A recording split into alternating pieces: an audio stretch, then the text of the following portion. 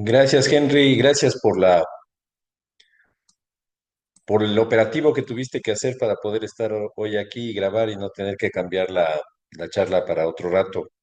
Gracias a todos por estar aquí.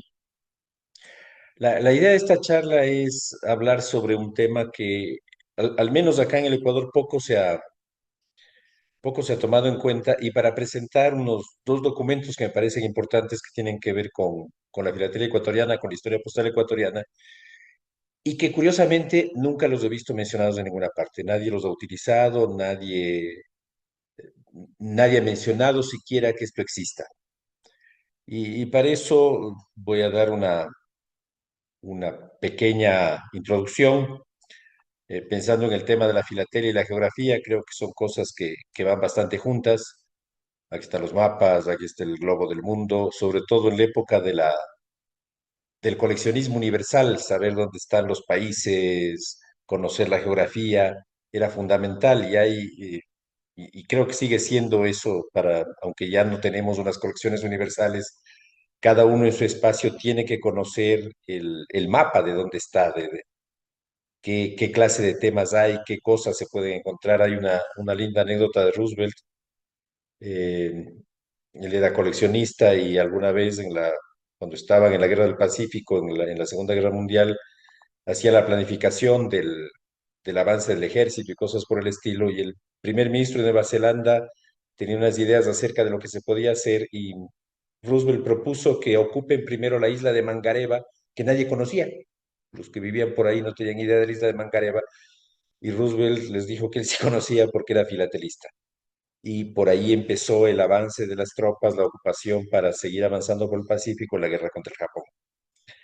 Eh, hay Esto de la geografía tiene que ver obviamente con los mapas, con derroteros, y para eso creo que hay dos tipos para lo que nos interesa. Hay ciertos mapas generales, ciertos mapas que no son pensados para temas postales, para la filatelia, pero que son muy útiles para conocer cosas y para poder trabajar tanto en filatelia como en historia postal sobre todo.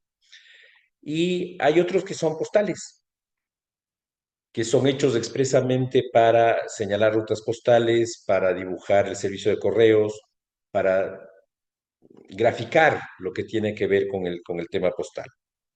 De estos hay muchos que han sido publicados, que han sido difundidos, pero hay una gran cantidad, un gran volumen de estos planitos, de estos mapas que están perdidos en los archivos. En el caso de Colombia, aquí tenemos un ejemplo, un mapa de 1774. Manuel Arango se ha dado la tarea de recuperar una gran cantidad de estas piezas. Cuando uno recorre los libros del Manuel, una de las cosas bonitas que hay ahí es ver estos mapas, ver estos dibujos que están ahí perdidos en el archivo y que han sido desconocidos porque eran parte de expedientes o de procedimientos que hacían las autoridades para establecer por dónde podían ir los caminos, qué se podía hacer, cuál era la mejor manera de operar una ruta postal. En el caso del Ecuador, no hay una cantidad de temas que están ahí perdidos en los archivos y que nadie se ha puesto a buscarlos. Entre estos mapas generales, aquí hay un ejemplo en el archivo de historia de Cuenca, está este mapita, que es más que mapa, es un derrotero del camino de Cuenca a Balao, que juntaba con Guayaquil. Había la posibilidad de ir hacia Naranjal o salir a Balao, y de ahí se llegaba con la correspondencia, con las mercaderías a Guayaquil. Es parte de un expediente en el que se buscaba la mejor manera de operar el camino. Se hacen varias investigaciones con comerciantes que recorren la ruta, qué sitios hay y dónde se pueden poner los tambos, los sitios de descanso y a qué distancia está cada uno para unir Cuenca con Balao. Aquí se puede ver mejor ese dibujo es del camino preparado por el señor Ignacio Torres. En este cuadrito están las distancias: Cuenca, Baños, Soldados, Cancán. El Pablo conoce muy bien esto. eh, Hasta llegar a Balao, y cada uno va con indicación de cuántas leguas hay de un sitio a otro, y cuando uno lee el documento que va acompañado a esto, Hay algunas indicaciones acerca de qué cosas se puede encontrar ahí, qué se necesita como obras, etcétera, etcétera. En el caso del Ecuador, hay, debe haber muchas cosas en los archivos que hay que ir descubriendo poco a poco. Pero en cuanto a mapas generales publicados, probablemente el más importante y el que primero nos entrega información que puede ser útil para la historia postal es el mapa del ingeniero Francisco de Requena. Requena era un militar español, un ingeniero militar español, eh, nacido en el norte de África, en las posesiones españolas, y fue destinado a Panamá en 1765. En Panamá trabajó en las fortificaciones de Portobelo, Chagres, Darién, se fue a Cartagena y cuando pensaba regresar a España le destinaron a Guayaquil. En Guayaquil él trazó el mapa de la provincia de Guayaquil, un muy buen plano de Guayaquil, una cantidad de ilustraciones, dibujos. Este cuadro de Requena es un autorretrato de él. En Cuenca trabajó en varias obras públicas y su principal trabajo fue ser miembro de la Comisión de Límites con Portugal. Había serios problemas con Portugal en la Amazonía, en el oriente, la selva, y él fue parte de la comisión que trazó esos límites, recorrió toda la zona oriental y fue nombrado gobernador de Maynas. En 1793 volvió a España y murió en Madrid en el 24, pero a él le debemos este detallado mapa de la audiencia de Quito, que es un mapa que está en el mapa y lo que se hizo a partir de Requena está en el origen de muchos de los problemas que llevaron al desencuentro territorial entre Ecuador y Perú por más de 100 años, casi 200 años. Porque Requena es el que aconseja que esta zona, que es la provincia de Maynas, se pase al virreinato del Perú. Hay una serie de cédulas que van y vienen, se aplican, no se aplican, y a partir de eso hay toda una confusión jurídica. Simón Bolívar, cuando se establece la que llamamos Gran Colombia, empieza a reclamar una serie de territorios por ahí. El Perú también considera con ciertas cédulas que eso es de él, y eso empieza a generar el problema limítrofe. Pero lo interesante para nosotros del mapa de Requena, está aquí fijada la frontera con los dominios portugueses, con el actual Brasil, eh, señala ciertas rutas que son las rutas del correo, porque era la ruta normal. Por ejemplo, la famosa ruta de los valles, el camino de Popayán a Quito. Aquí hay una carta que recorre ese camino, una carta debe, que pagó los dos reales, que era la tarifa por esa ruta. Está la ruta de la costa. Requena recorrió hay partes que no tienen tanto detalle, pero esta es una zona que recorrió Requena, hizo el mapa de la provincia de Guayaquil, y está el camino que lleva a Santa Elena, Jipijapa, Portoviejo, no está curiosamente Montecristi, La Canoa, que es un pueblito al otro lado del río, aquí está la ciudad de Bahía ahora, y vemos que el camino va hasta Atacames. Vamos a ver después que Atacames es un sitio cerca de Esmeraldas, aquí está la ciudad de Esmeraldas. Vamos a ver que después en la República el camino no llegaba tan lejos, o al menos no se lo utilizaba como ruta postal. Aquí se pueden ver algunas muestras del el camino de Quito a Guayaquil, el- la ruta por Guaranda, una carta que recorrió ese camino. Este es la carta más antigua que se conoce con una marca de Guayaquil. Es un descubrimiento del Manuel en el Archivo de la Nación en Bogotá. Es la única pieza que conocemos con esta marca. Es la primera de las marcas de Guayaquil que no se conocía hasta hace poco. Es una carta Jipijapa. Ahí vemos las poblaciones que están ahí. Jipijapa, Portoviejo, la utilización de este camino durante la época prefilatélica. Y un tema interesante, como Requena recorre toda la zona oriental, toda la zona de la Amazonía.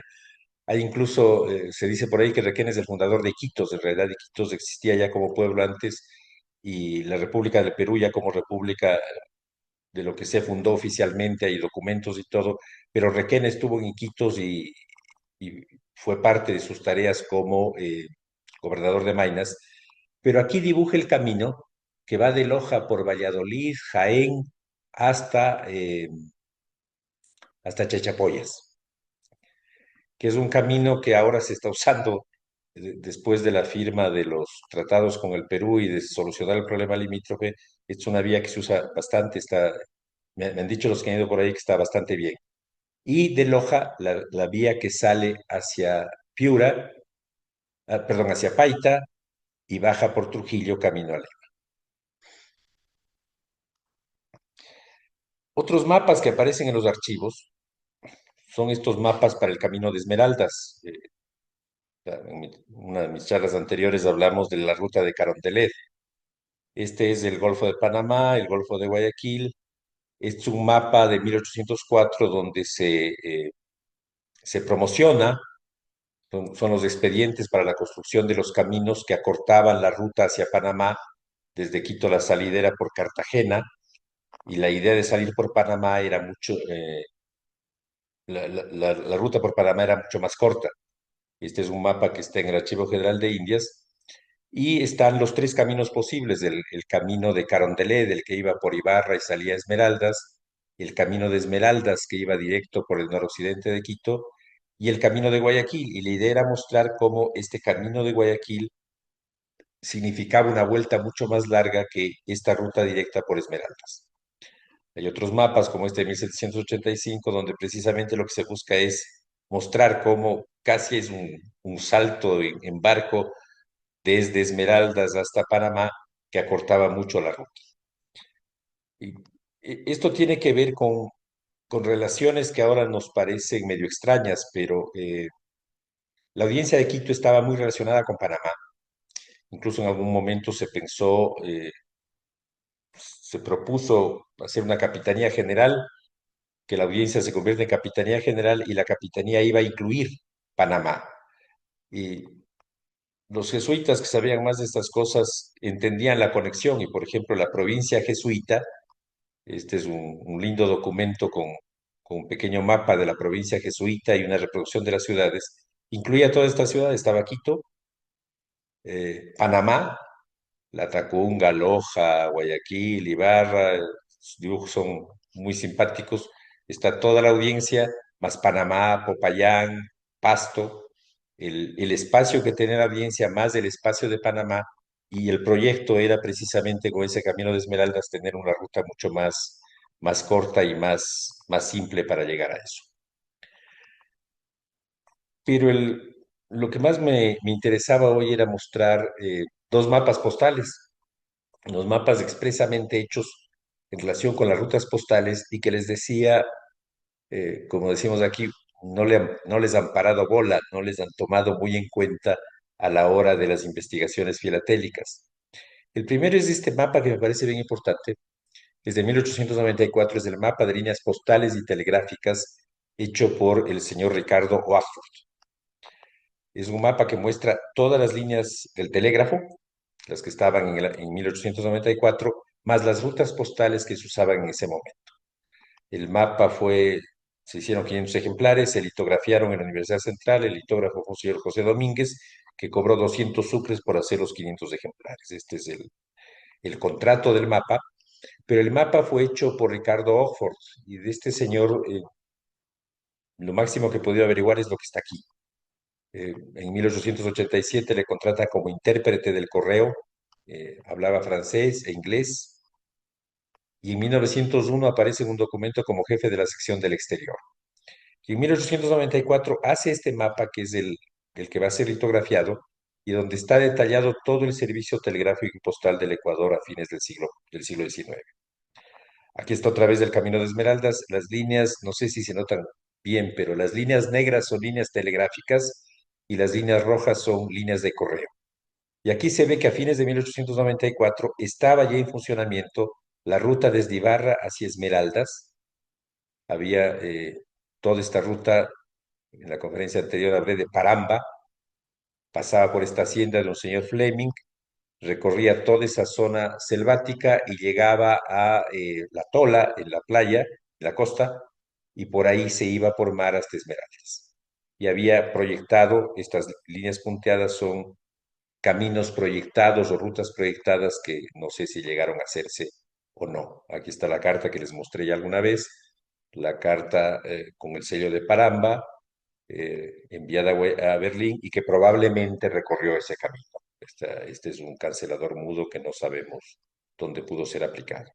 Pero lo más probable es, viendo que se trata de una carta de 1894-95 y que el mapa dice que había esta ruta, que haya salido por ese camino. Otras cosas interesantes de este mapa, recuerdan que veíamos que llegaba hasta Canoa el camino que dibujó Requena a fines del siglo XVIII y de ahí seguía hasta Atacames. Aquí no hay una ruta postal ya hasta Atacames, probablemente había un camino, pero la ruta se quedaba en Canoa y de ahí era una ruta marítima, una ruta de cabotaje para cubrir el resto de temas. Enviar una carta de Quito a Esmeraldas se hacía por ese camino y cuando no hubo el camino había que dar la vuelta completa por ahí. Un tema interesante, y esto es algo que siempre andamos viendo con el Henry, en eso de la ocupación de los territorios, una pregunta que siempre hace Henry, aunque no la hace expresamente, es ¿hasta dónde iban las oficinas postales? Porque las oficinas postales muestran mucho qué territorio era de alguna manera controlado por cada país, hasta dónde llegaba la ruta, para- va mucho más allá de lo jurídico, de lo declarativo, dónde estaban efectivamente las autoridades. Y cuando vemos este mapa y pensamos en la zona amazónica, la única ruta postal establecida a fines del siglo XIX hacia el oriente ecuatoriano era la ruta hasta Archidona. Archidona está cerca del Tena, que es capital de una provincia amazónica. Esta es una ruta que a mediados del siglo XVIII, XIX, hay un viajero, James Orton, que dice que se demoraba cosa de 2, 3 semanas en llegar hasta Archidona. Eh, este es un testimonio de Orton. En 1867 dice que él se encontró con unos indios de Napo que llevaban el correo aquí. Y seguramente ese correo ahí era un correo bastante informal, porque había autoridades en Archidona, había militares, pero no mucho más. Y cuando vemos los documentos de esos años, no hay una ruta postal hacia Archidona, ni hay oficinas postales en Archidona. Las oficinas postales en el oriente están más al sur. Aquí no hay una ruta al sur. Aquí sí hay esta ruta a fines del siglo XIX y seguramente había ya un tráfico mediano de correspondencia. Pero no era una zona que creo que produzca demasiadas cartas. Esta es el mapa de Teodoro Gors de la región oriental. Esta es más o menos la ruta que habíamos visto. Desde Quito se baja por Papallacta, se llega a Archidona y de ahí hay que bajar al río Napo, Santa Rosa, Coca y según Orton, Coca era el último sitio donde había control ecuatoriano. Y de ahí para hacia el sur no había nada, dice, hasta que llegábamos al Amazonas. Los poblados eran así. Este es de mediados del siglo XIX, esto es a inicios del siglo XX. Vean que poco cambio ha habido. Esto es la población de Santa Rosa, estas son las misiones josefinas en Archidona. Y esta es una descripción de Orton, dice que era una población que Archidona tenía casas de bambú, era la ciudad, la población más grande de la zona, tenía 500 habitantes con casas de bambú, techos de pajas, trasplantaciones de yuca y banano y con una pequeña iglesia y no mucho más. Eh, Otras cosas interesantes de este mapa, Saruma era una oficina postal importante desde la colonia, aquí había minas de oro, había marcas postales, pero no hay una ruta postal. Esta es una línea telegráfica, no hay una ruta postal desde Loja hasta Saruma, ni siquiera hay una ruta postal que le conecte con la costa. Tampoco hay una ruta postal entre Guayaquil y Machala, que es ahora la capital de la provincia del Oro, en el sur del Ecuador, que es una gran productora de banano. Pero faltan esas líneas. Sin embargo, hay constancia de que había oficinas postales, pero no sabemos cómo sería el tráfico postal. Un buen indicativo es, en el caso del Oriente, por ejemplo, el Estado tuvo siempre problemas para manejar esas rutas. En el caso de las rutas del sur del Ecuador hacia el oriente, hacia la selva, Eh, a inicio del siglo XX, los años 20, el Estado, el gobierno del Ecuador contrató o cedió la operación del correo a los misioneros salesianos, y los salesianos eran los que llevaban y traían las cartas que iban al oriente. El segundo mapa es este, que es bien interesante. Es el mapa del Servicio Urbano de Distribución de Correspondencia por Distritos en 1922. Este es un mapa en el que consta la división de los distritos postales en Quito para, para el servicio de correspondencia. ¿Qué tiene de especial este mapa? Indica dónde está el Correo Central y sus sucursales. Aquí, esta es la Plaza de la Independencia, el Palacio de Gobierno es el número uno, y aquí se estaba construyendo este edificio que se va a inaugurar en 1927. Es el edificio del Correo Central que ahora ocupa la Vicepresidencia de la República. Y aquí está ya, seguramente no estaba en funcionamiento, estaba en construcción, pero ya el plano lo indica como la oficina del correo. Y aparece la indicación de que hay tres sucursales en Quito: una en la estación de ferrocarril en Chimbacalle, otra, está aquí, otra en los que están en Quito, en la salida del centro histórico, frente a la Alameda, donde era la vieja Biblioteca Nacional, y ahora hay un parquecito y una parada del trolebús, y otra en la zona de la Avenida 10 de Agosto, para los de Quito, los que conocen Quito, frente al Parque Andrade. De ahí ni siquiera he podido obtener una foto de la época porque ya eran las partes externas de la ciudad. Y el mapa incluye también la ubicación de todos los buzones de la ciudad. Sobre todo los buzones estaban ubicados en esta zona central.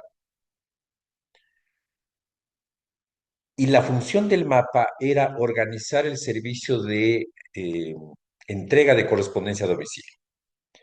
Esta es una resolución.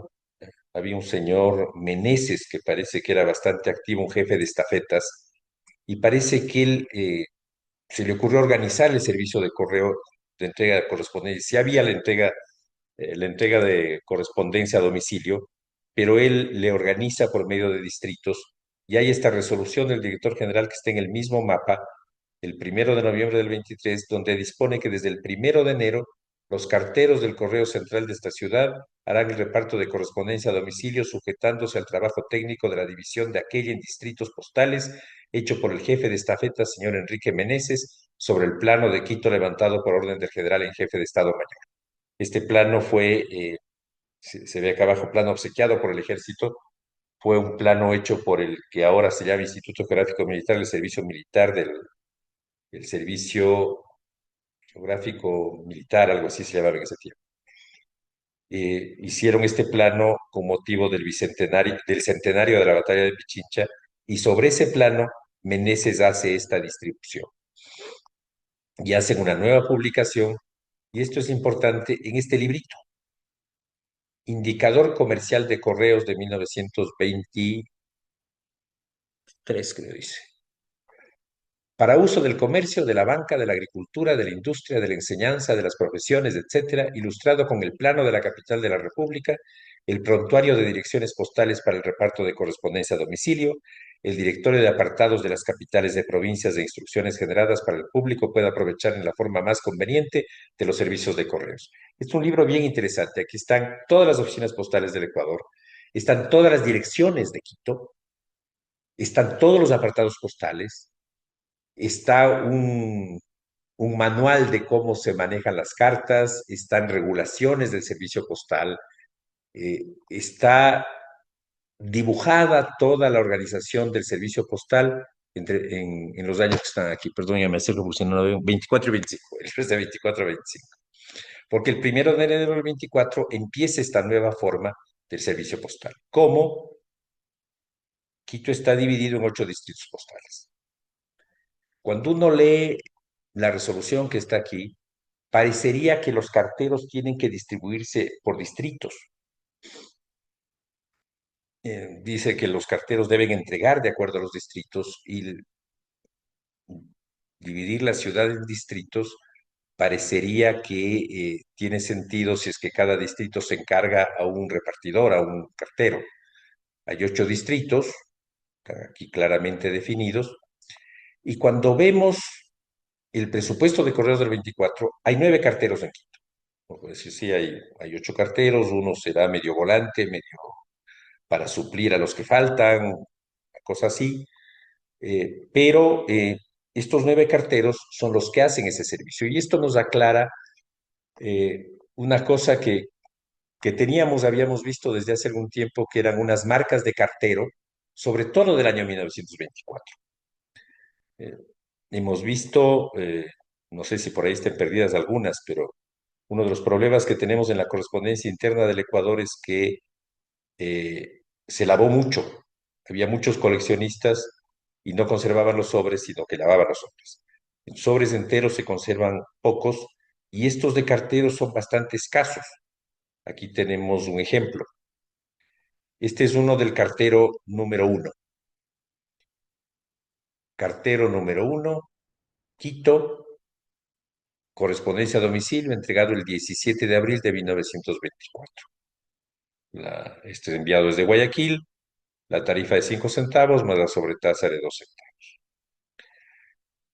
Los sobres que son 3 o 4, son 4 creo, son los únicos que conozco. He buscado más y no he encontrado más sobres de cartero, más bien íbamos encontrando carteros nuevos, pero no tenemos repetidos los carteros. Porque, ¿cómo operaba esto? Si bien está dirigido al señor Don Ángel María Beltrán, en Quito, y no hay una dirección. Los carteros no empiezan a funcionar en 1924 y en 1918 hay había creo que 6 o 7 carteros en Quito.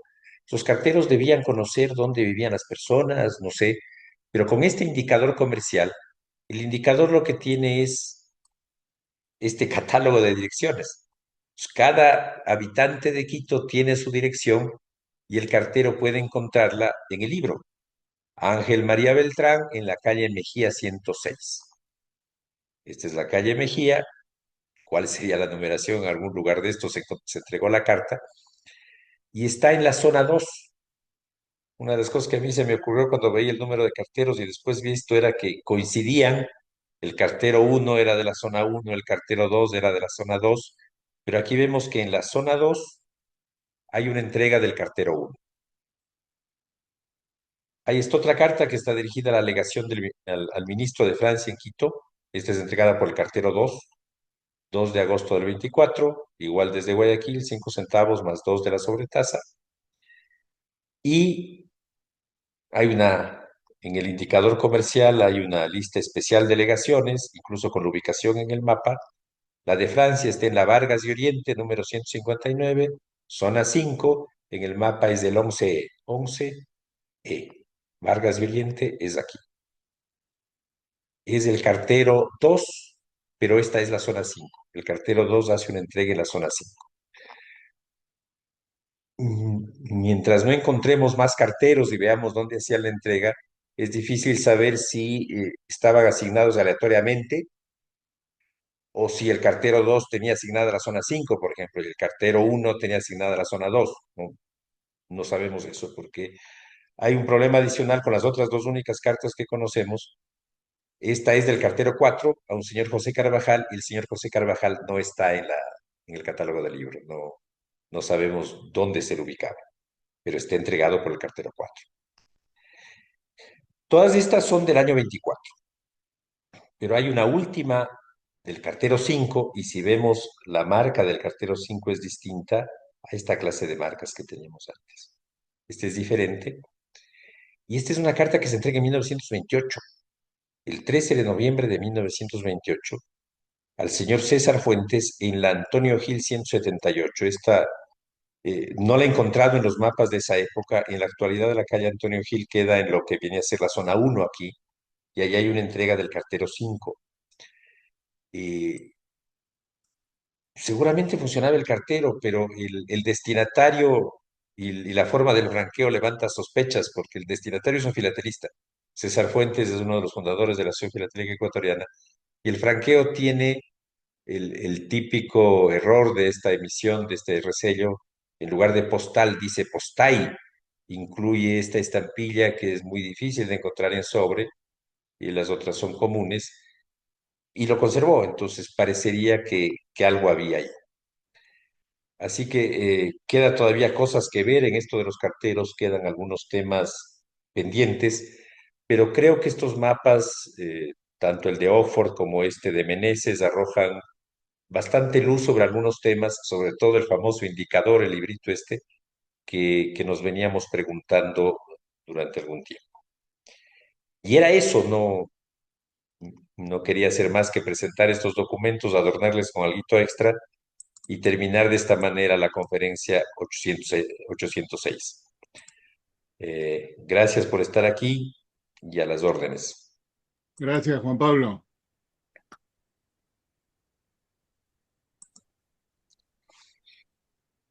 Como siempre, ¿alguna pregunta o comentario para Juan Pablo? Jaime. Gracias, Juan Pablo, por la charla. Perdón, llegué tarde, la agarré pesada, pero alcancé a ver buena parte de ella. Y justamente hablando de los carteros, eh, a pesar de que no son demasiadas las piezas que se conocen, se puede uno dar cuenta si de las rutas de los carteros, si eran, eh, digamos, geográficas o por turnos, digamos, a este cartero le toca esta zona, a este cartero le toca esta zona, o simplemente a este le toca este turno ciertos días y este le tocó ciertos días, en fin. Hay manera de determinar qué ruta seguía cada cartero. Yo te diría que es probable que haya documentos en el correo, yo no sé dónde estarán esos archivos del correo, como cambiaron de oficinas y todo, es probable que se hayan perdido, pero una forma sería tener más sobres de carteros. Si tú tienes más sobres de carteros, del cartero uno entregando en la zona 2 ya tienes una indicación. Pero Para no, mí no, hubiera no, sido no, lindo y era la idea no, que tenía no se uno, zona empalman. uno, dos, zona 2 porque 9 carteros, 8 zonas daba para pensar en eso, pero vemos que entregaban en otro lado. Pero con las que existen no se empalman direcciones. Digamos que el cartero uno y el cartero 3 estaban entregando en la misma calle.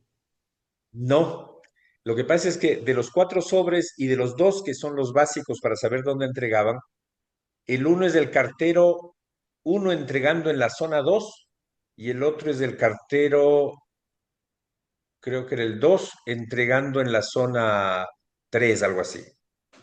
Entonces, mm, no hay todavía una buena pista para saber exactamente cómo funcionaba eso. Y esto está empezando porque este mapa se descubrió hace medio año, ni tanto. Entonces ahí me puse a buscar estas cosas y a buscar el libro, ¿no? En el caso de México se dio también, creo que no es el caso, porque vemos el matasellos del cartero aparte. Pero en el caso de Ciudad de México se dio el caso de que el cartero llevaba ese matasellos con él. Y si recogía de un buzón una carta y le quedaba el destinatario en el camino, él cancelaba la pieza y la podía entregar sin tener que llevarla a la oficina central. Y eso puede pasar, pero todas estas cartas son de Guayaquil. Todas de Guayaquil, menos la última que es interna de Quito. Las Mm, otras 3 son de Guayaquil. No, y vienen, y las estampillas vienen canceladas propiamente. Acá, Ajá, acá los carteros cancelaban el timbre. claro, exacto, exacto. Ujú. Will. Juan Pablo, súper interesante la charla, me encantó. Esto de la cartografía es interesantísimo y el timing no pudo ser mejor. Hace poco yo conocía, en Venezuela se conocía un mapa postal de 1854, bastante viejo. Yo no conocía ninguno más reciente y hace poco vi uno de 1905, pero no es ni de cerca la belleza que tú mostraste. No, no, no está tan al detalle. Qué gusto poder tener ese documento. Era ese comentario por ahí, pero también con respecto a lo de las direcciones de las personas y cómo el correo lo sabía. Yo también tuve esa duda por muchísimo tiempo. ¿Cómo hacen? El señor Pedro Pérez en Quito o Juan lo que sea en Caracas, ¿cómo sabían eso? Y encontré de hecho que estaba legislado también, por lo menos en el caso de Venezuela, estaba legislado desde bastante, no recuerdo muy bien, mentiría, pero quizás 1850, 1860, casi que con la entrada ya a las estampillas, 1859, ya eso estaba legislado. Y por eso es que me imagino que en otros países también se encuentran, desde que entendí cómo funcionaba eso, de que la gente tenía que ir al correo y decirle, mira, yo vivo en tal sitio, cuando se mudaban. O sea, tal cual lo que sucede hoy día, por ejemplo, en nuestros países, en Estados Unidos, tú te mudas de un sitio a otro y tú vas al correo y le Ujú. dices, hey, me mudé para acá. Y toda la correspondencia la enrutan. Igualito era de hace ciento y pico de años. Y ahora lo que estoy haciendo, no sé si ustedes lo han encontrado, pero para mí son una belleza. Por ejemplo, postales que le envían al director del correo diciéndole, hey director, me mudé para esta fecha a partir de tal. Bellísimas. Y, yo digo, y es por eso, de que, nada, era ese par de comentarios que quería hacer. Muchísimas gracias por tu charla, Juan Pablo. Gracias, Will. Es probable que haya sido eso porque ¿cómo pudieron hacer el libro? El correo debía tener registradas las Ujú. direcciones de toda la ciudad. Y algún otro registro deben tener porque tienen ese señor que no está en el libro y le entrega el cartero. Exacto. Y otro detalle que olvidé decir, disculpa, Manuel, pero es en el mismo hilo. Otra de las cosas que vi en periódicos de la época, había también incrustado como noticias del correo. Y hay, hey señores, tenemos las cartas de fulano de tal Sí. y sutano que está por debajo del porte y tienen que venir a cancelarla. Eso tampoco lo sabía y me pareció muy curioso y está relacionado por eso, pues, Sí, en fin. yo lo que he encontrado en periódicos aquí son comunicaciones están aquí las cartas del señor Will Castillo y del señor Manuel Arango, si no retiran en tanto tiempo se van a quemar. Exactamente. Manuel, Pero no, esa era la ventaja del subdesarrollo y de poco, o sea, poco índice poblacional de las ciudades. Entonces era supremamente más manejable que ahora. Ahora es imposible. Una ciudad como Bogotá con 10 millones, no sé, en México con 25 y bueno, y así. O sea, ese es un tema supremamente complicado. Muy interesante la charla. La verdad es que a mí la cartografía me fascina y lo otro interesante es que todavía hay mucho por descubrir, hay mucho por investigar. Entonces, ese es un camino que no se pierde y que hay que seguir en él. Hay un tema que me llamó la atención, es hablar de una población por allá en una de esas rutas postales que se llama Cancán. Bueno, en Colombia existe otro Cancán o existía otro Cancán y ahora se llama Malfi. Eso es por allá una población de oro en Antioquia. Entonces me llama la atención que sean dos países vecinos, pero dos ciudades con el mismo nombre. O era, creo que ahora miré en Google y era como una hacienda que se llamaba Cancán y de pronto con K o con C. Bueno, el de acá era con C las dos y fue muy importante en la época, digamos, de 1780, por ahí así, porque era un sitio de oro y todos los sitios de oro pues eran importantes por el tema económico y por supuesto de correos. Muy bien, de todas maneras, felicitaciones. Hay que seguir en la lucha, Juan Pablo. gracias, Manuel. Sí, donde había oro había gente que escribía, entonces de ahí salía Claro. correspondencia. Pero todos esos sitios de esa ruta son generalmente haciendas o tambos, no hay ningún pueblo en el camino. Sí, sí, Todas sí. son lugares de pasada. Así es. Bueno, como bajo esta mano que mi Sí. mamá gallo estaba pero bueno. Muy bien. Ah, Juan Pablo, un par de preguntas, comentarios. Mencionaste a Requena y Requena es un personaje importante en nuestra historia común, ¿no? De Ecuador y de Perú. Ajá. Y un poco también para contestarle a Will, qué lástima que Requena no llegó a Venezuela si no hubiesen tenido ese tipo de mapas. Eso los hizo él y son bien detallados. Requena es también reconocido en el Perú por una cosa, precisamente por el conflicto este de que nos estábamos peleando ahí jugando ping-pong por 200 años. Requena, primero, como bien mencionaste, estuvo designado en el territorio ecuatoriano y de alguna manera él documentó la penetración del gobierno en la Amazonía de Ecuador. Y el lado peruano, que en esa época era del río, creo que Napo para arriba, ¿no? No recuerdo exactamente el río, sí estaba penetrando inclusive ciudades como Iquitos, Yurimaguas y hasta más allá, Pebas, Nauta, casi lo que es ahora frontera con Colombia, ya se estaban poblando. Entonces, la manera que yo entendí un documento que encontré, traté de buscarlo y no lo encontré, fue de que luego la corona española, todavía cuando los dos éramos colonia o el virreinato, le pregunta a Requena, oye Requena, ¿quién se debe quedar con el lado oriental, el lado amazónico? Y Requena dice, bueno, la penetración de Ecuador es exactamente como tú dices, entraron hasta este poblado y más allá ya no. Pero estos peruanos ya casi se han ido hasta la frontera con Brasil y ahí es de donde viene la interpretación de que Requena dijo, déselo al Perú porque ellos han penetrado más y ahí viene todo el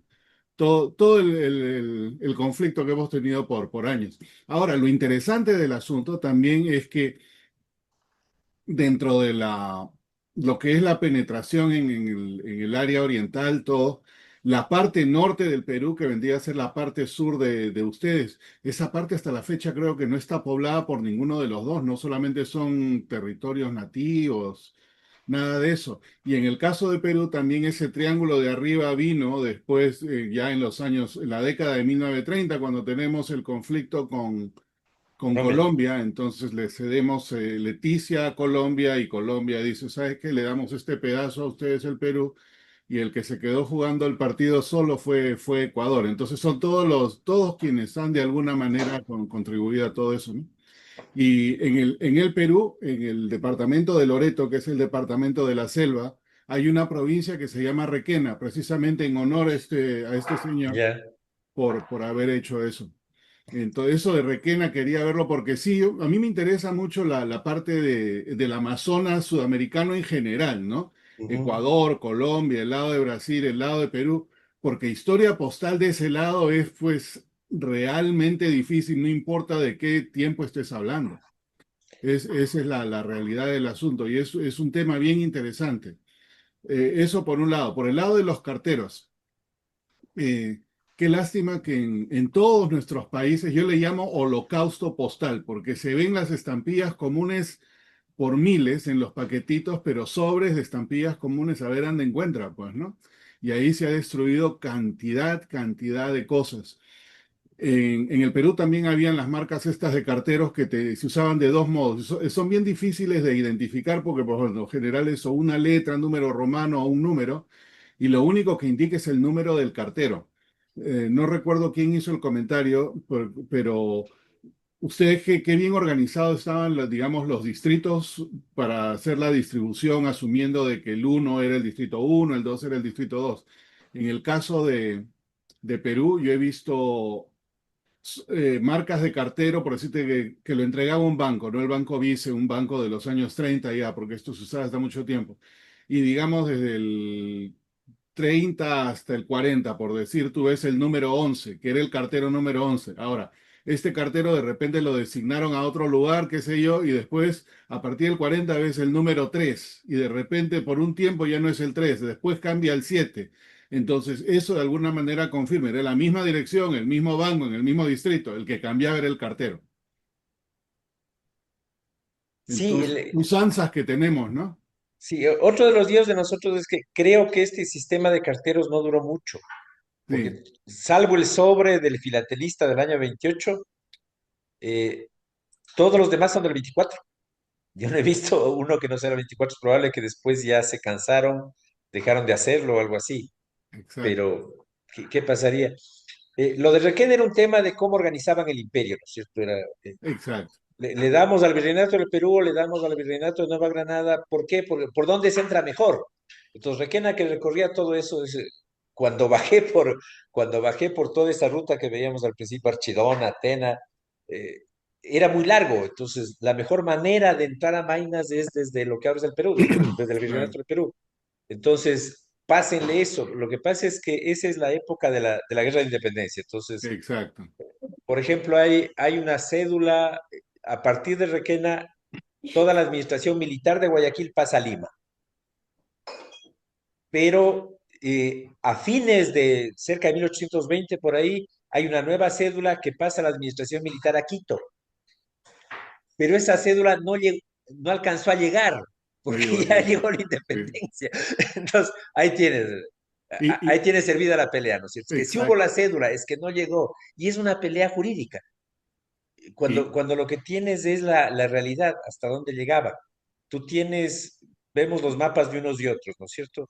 Pero tú tienes, por ejemplo, yo tengo creo que te mandé, Henry, tengo un derrotero postal en sí, sí, sí, lo tengo. 1918, algo así, publicado en el Ecuador, que dice clarito toda la ruta del correo Exacto. y llega hasta lo que ahora es la frontera, antes del protocolo de Río. Así Ahí hay es. un pueblo, había un pueblo ecuatoriano que se llamaba Rocafuerte, y ahí en ese pueblo, que está Así el en la cambio. mitad del territorio que el Ecuador reclamaba, ahí dice, aquí la correspondencia pasa al servicio peruano. Quiere decir que ya estaban divididos, ahí ya estaban cada uno en su lado. Así es. Oh, has hecho una mención interesante y eso a mí me llama poderosamente la atención siempre, ¿no? Guayaquil se independizó antes que Ecuador, porque Guayaquil era provincia independiente, ¿no es cierto? En el Ujú. año 20, 21, 22, 20. por ahí. Ujú. Y también los de Guayaquil de repente aprovecharon, pues, ¿no? No llegó la esto, yo me independizo solo, sacaron su bandera y toda la cuestión. Claro, Guayaquil se independizó como provincia, su interés era liberar el resto de la audiencia, formó un ejército para ir hasta allá y por eso les trae a San Martín y a Así Bolívar, es. tiene tratados con ellos como provincia independiente para que le ayuden a conquistar Quito.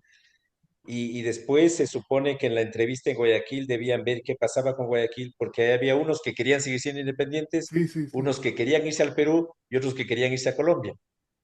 Llegó Bolívar y se la tomó. Era lo más fácil. Claro. Por eso Olmedo, que era el presidente de Guayaquil, se molesta y se va a Lima. Y Sí. en Lima Olmedo es parte del Congreso que dicta la primera constitución. ¿Qué momento tan dinámicos habrán Interesante. sido esos, ¿no? Y me imagino, Imagínate. Sí, Sí, Juan Pablo, saludos, Nico de Qué Panamá. gusto verte. Igual, gracias, muy buena tu presentación, me llamó la atención. Yo colecciono mapas y me llamó la atención tu mapa, me encantó. No sabía eso que se pensaba que íbamos a ser parte de la audiencia de Quito. Y me gustaría saber si en el librito que mencionaste, que mostraste, se sabía cuánto cobraban por ser el servicio de cartero. Porque aquí esos sobres son muy escasos, aquí en Panamá también. Ujú. No, no había una tarifa por la entrega del cartero. Ujú. En la primera, hay una tarifa del año 1883, donde se incluía 2 centavos por entrega a domicilio, pero salvo en esa tarifa, Sí. en las restantes del Ecuador, eso está incluido, no hay un pago especial por el cartero. Y en algún momento vi un informe de un director de correos que decía, hay que cobrar por eso, porque si no, no podemos entregar algo así. Pero no, nunca llegó a establecerse la tarifa. Y lo otro que mencionaste, la ciudad de Esmeraldas, Sí, o sea que era un puerto. sí, es un puerto.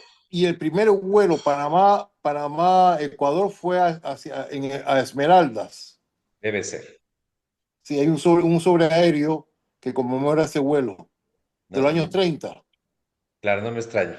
La escata hacía, la escata iba Buenaventura, Esmeraldas, no Manta, sino Bahía y Guayaquil. Ese O era el sea vuelo de la escata. Bahía de Caracas. Bahía de Caracas, sí. la ruta colonial Y era Callao, Esmeraldas y Panamá. Entonces. No, en los barcos iban Callao, Guayaquil, Panamá. Y Buenaventura, no, ni Y buena, Buenaventura. y buena, En la colonia no. ok, ok. De Guayaquil trepaban a Panamá y esa era la parte dura. Y me gustaría, si se puede, que mandara foto del mapa que mostraste de la ruta, que ese me encantó. ¿Cuál de ellos? El El de 1800, 4. 1700 creo que era. Ya, yo te mando los dos a que tengas los. Por Que favor, te lo yo tengo agradezco. la imagen. Claro que Muy sí. amable. Sí, gracias. Juan Pablo, una curiosidad hablando de fronteras. ¿Tuvieron algún conflicto con Colombia o desde un principio siempre la frontera se mantuvo hasta la fecha?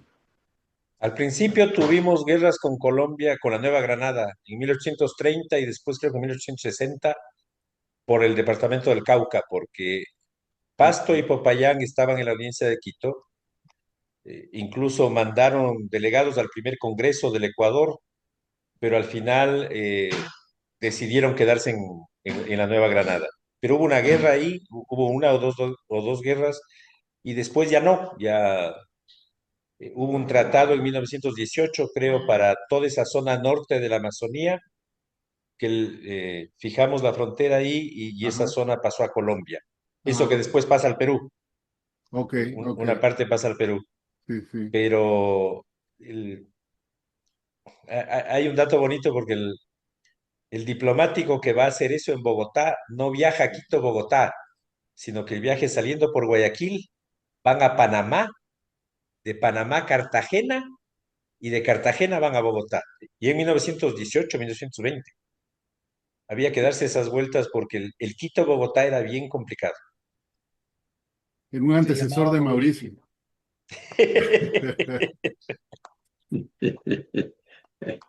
Todo un vueltón. Bueno, interesante. Bueno, la geografía también de Ecuador no ayuda mucho para ir de Guayaquil a Quito, ¿no? Y sobre todo en esa época, me imagino. Así es. Es chiquito pero jodido. ¿Alguna otra pregunta o comentario? No, no, un último comentario.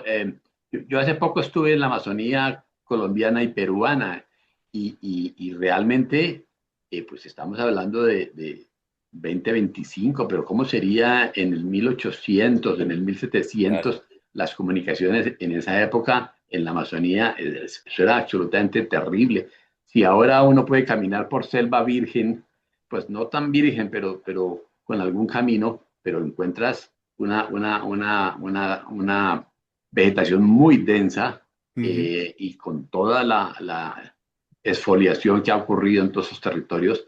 Imagínate cómo sería hace 200 años.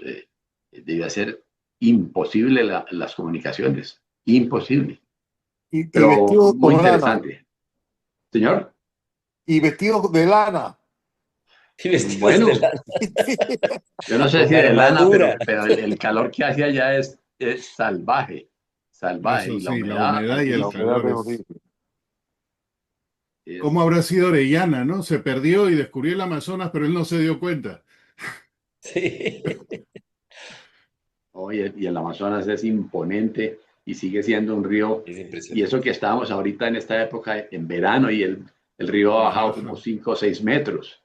Entonces, imagínate cómo es en invierno cuando anega todas inclusive la vegetación entre la parte colombiana y la parte peruana es diferente, Sí. porque la parte colombiana está más alta que la peruana. Entonces la vegetación, los árboles en la peruana que entra el mar, perdón, el río 5 o 6 metros, los árboles están acostumbrados a eso y crecen de una forma diferente a los otros, de manera que se puedan afianzar más a la tierra cuando está la inundación del río. En Del cambio, río. la parte colombiana es bien notable la una y la otra.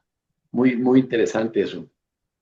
Eh, Sobre todo, pues, imagínate, hace 200 años, ¿cómo sería eso, no? La única vía de comunicación serían los ríos.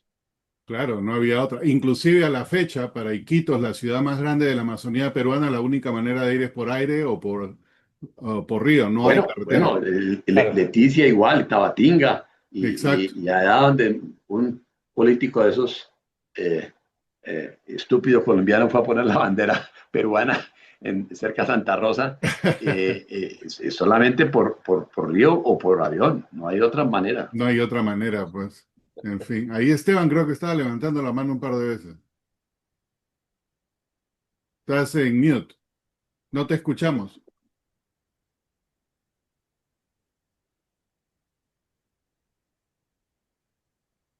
No, tampoco. ¿no? Algo te Entonces pasa. sube el volumen. Pero igual estoy de acuerdo con lo que dices.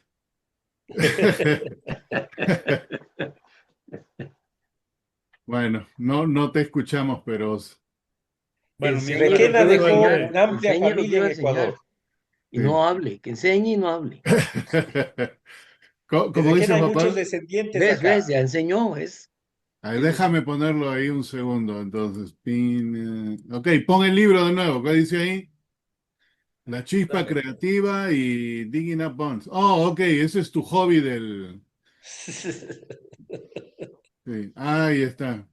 Ya está con los huesos. Ya está con los... Espero que no sean tus pacientes, hombre. Pero aprovecho un segundo para mostrarles un libro que adquirí hace poquito sobre la forma de cerrar las cartas. A ver. La forma de cerrar las cartas. Letter Espérate, te locking. voy a Claro. poner un segundo. Fíjate, Dame un entonces, segundo ahí donde está el pin. No lo veo. Add pin. Ok, ya tenemos acá un problema. Bueno, ya. Letter locking. Ok, y con los lacres y cuando le ponían... ¿Dónde conseguiste ese qué libro? lindo. En Amazon acaba de salir, yo si quiere lo publico ahora en mi oficina. Ya, pon el Me lo link ahí. mandaron por Amazon, pero no es los lacres, sino es la forma en que cerraban las cartas para que se mantuvieran secretas. Entonces, hay, no sé, hasta 10 12 formas de cierres diferentes en las cartas, de manera que quede casi que secreto el contenido. Es Y, muy interesante. Yo vi eso algo en Inglaterra y me acuerdo que el señor que estaba conmigo ya me decía, mire, cuando abra la carta, tiene que cerrarla en la misma forma en que la abrió. No vaya a hacer otro pliegue diferente ni vaya a forzar el cierre. Si no puede, nosotros le ayudamos. Pero vuelve y ciérrela en la misma forma en que estaba originalmente. Y había unos pliegues bien complicados. Y este libro muestra eso, está escrito por dos americanos de la Universidad creo que es por allá en Estados Unidos, en alguna parte. Bueno, yo la publico, es muy chévere. Así hablarán que también de las obleas que usaban por acá, me imagino, y todo eso. Muéstralo de vuelta, por favor.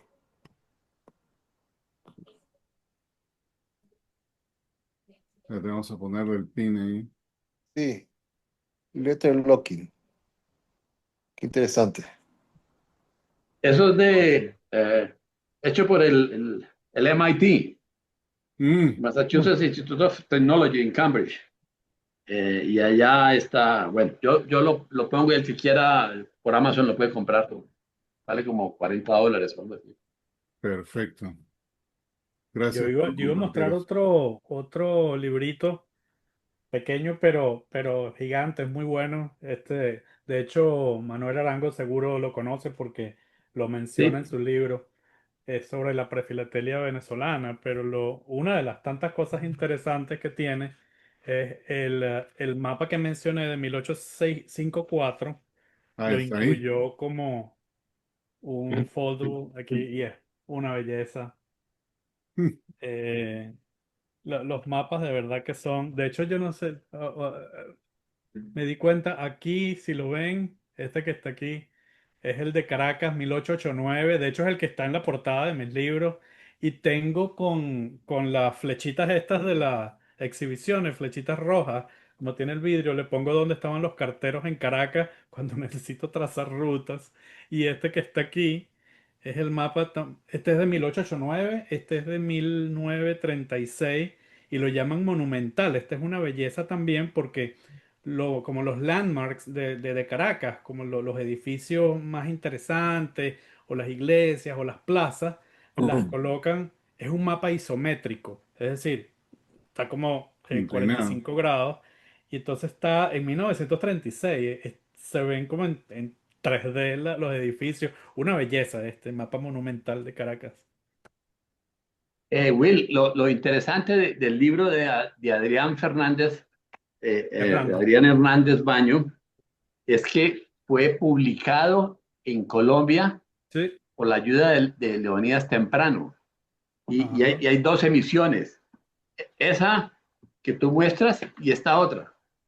Ah, esa también la tengo por ahí. Esa también la tengo por ahí. Sí. Entonces, primero esta, después esta. Pero fue Leonidas Temprano el que ayudó a esta Sí. publicación. Muy, muy interesante. El mío es el 39, by the way. Eh, Muy alto ese número. el que yo tengo no tiene ni número. Es copia pirata. No creo que sea pirata, pero no tiene número. Pero igual es muy interesante. ¿En qué año salió eso? Eso es de los 70, 60 ¿no? Este en el 68. Y el de 20 de Colombia, agosto de 1968. Sí. 1968. el de Colombia también debe andar por ahí. Bueno, Había una muy buena cooperación y lástima que no se ha actualizado el tema de la perfilatelia venezolana porque debe ser muy, muy rica. Yo no sé si en los archivos en Caracas debe haber Sí. realmente maravillas por allá Bueno, guardadas. después de esto, Manuel, yo creo que no me importaría asegurar que la única persona que ha dado más datos acerca de la prefilatelia venezolana ha sido tú, después del 68, imagínate. Creo, sí. Sí, es una pena, pero Total. ojalá alguien pudiera meterse a los archivos y encontraría maravillas, maravillas. ojalá. Don Manuel, o sea que usted es ratón de biblioteca. Fui porque eso era cuando vivía en Bogotá, ya no, ya por aquí ya soy ratón, pero de campo.